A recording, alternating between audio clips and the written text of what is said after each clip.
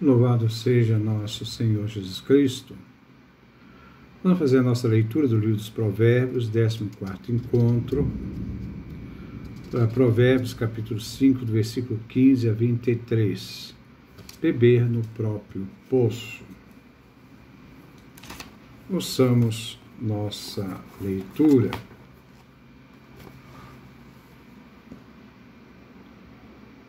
Beba a água da sua cisterna, a água que jorra do seu poço. Não derrame pela rua a água de sua fonte, nem pelas praças a água dos seus riachos. Sejam elas somente para você, sem repartir com estrangeiros. Seja bendita a sua fonte. Alegre-se com a esposa de sua juventude. Ela é corça querida, gazela formosa. Que as carícias dela embriaguem sempre a você, e o amor dela o satisfaça continuamente. Meu filho, por que se deleitar com a mulher estranha e abraçar o peito de uma estrangeira? Os olhos de Javé observam os caminhos do homem.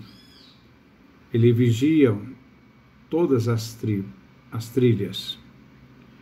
O injusto fica preso em suas próprias culpas e é apanhado na armadilha do seu pecado. Ele morre por falta de correção e perece por causa da sua grande insensatez.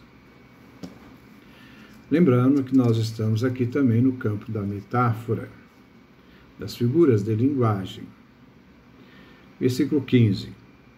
Beba a água da sua cisterna, a água que jorra do seu poço. O autor passa a fazer uma metáfora da água refrescante e da fonte. A água que era escassa naquela região vem valorizada e estimulada.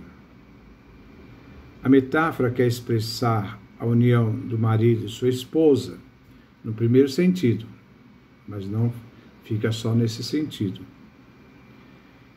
Expressando a fidelidade do marido com sua própria esposa. Podemos ver o alcance da terminologia água, cisterna, torrentes, poço, fontes, vista a partir do versículo 18, quando aparece a figura da esposa. Não se fala propriamente de água, mas de ato amoroso de união do esposo à esposa. A água que mata a sede representa o deleite e encontro entre o esposo amado e a esposa amada. Assim, a esposa da jovem,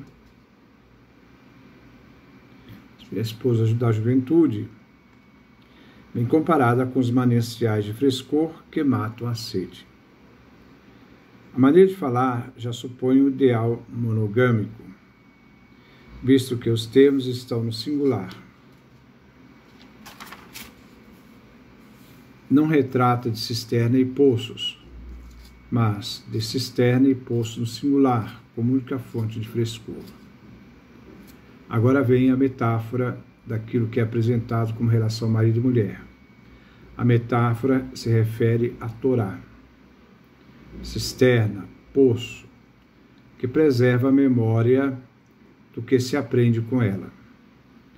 O estudo da Torá é como se fosse água torrente que brota de sua fonte. Então, a Torá é esta esposa que o homem que busca a sabedoria é capaz de entrar na intimidade com a própria Torá. Versículo 16. Não derrame pela rua a água de sua fonte, nem pelas praças a água dos seus riachos. A preciosidade da água no ambiente árido jamais se deve, então, desperdiçar. O marido deve manter o cuidado para com a esposa. Então, simboliza aqui, aquele que estuda a Torá não deve desperdiçar o que aprendeu, com coisas corriqueiras que não têm valor.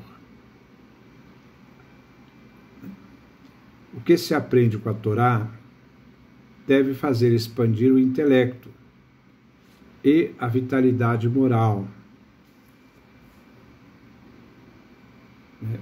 E assim fazer discípulos.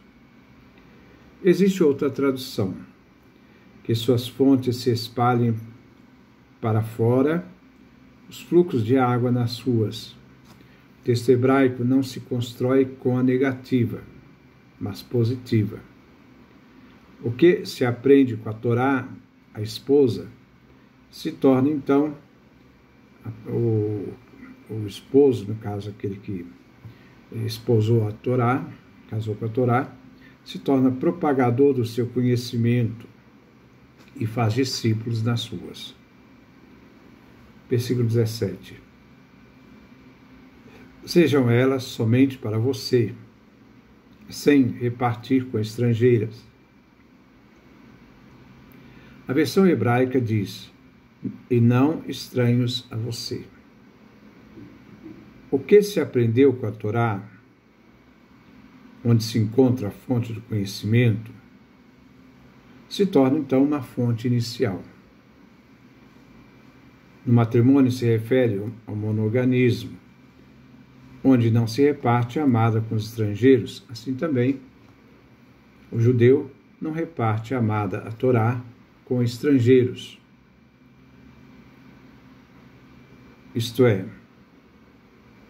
ele traz dentro de si um ensinamento que é transmitido pela Torá, guardando para aquilo que se conhece, e não seja contaminado com estrangeiros, os de fora. Versículo 18. Seja bendita a sua fonte, alegre-se com a esposa de sua juventude. Tendo em vista a busca da sabedoria pela Torá, a fonte é a mente dos discípulos. Aqui a mulher da sua juventude é metáfora da Torá, que pode ser lida como a preciosa esposa do esposo, que alegra o marido, como a Torá alegra aquele que busca o intelecto, através do conhecimento da própria lei. A lei foi recebida pelo povo de Israel nos primeiros dias de sua história, por Moisés no deserto. Versículo 19.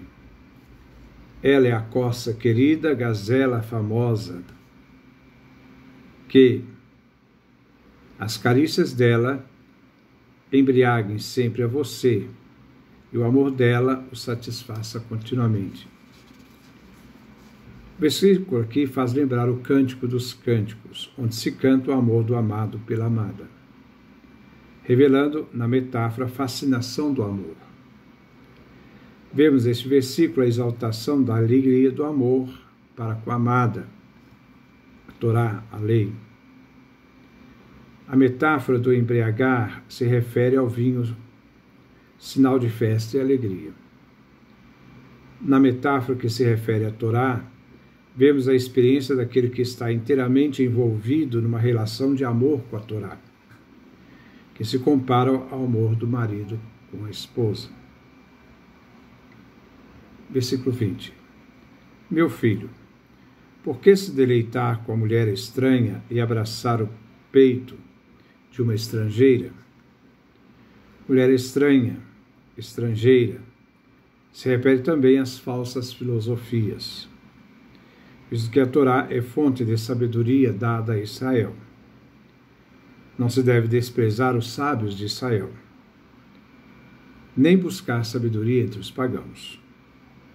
A Torá, lei, vem comparada com seios que amamentam o conhecimento, atinge a sabedoria, visto que os seios das doutrinas estrangeiras levam ao pecado.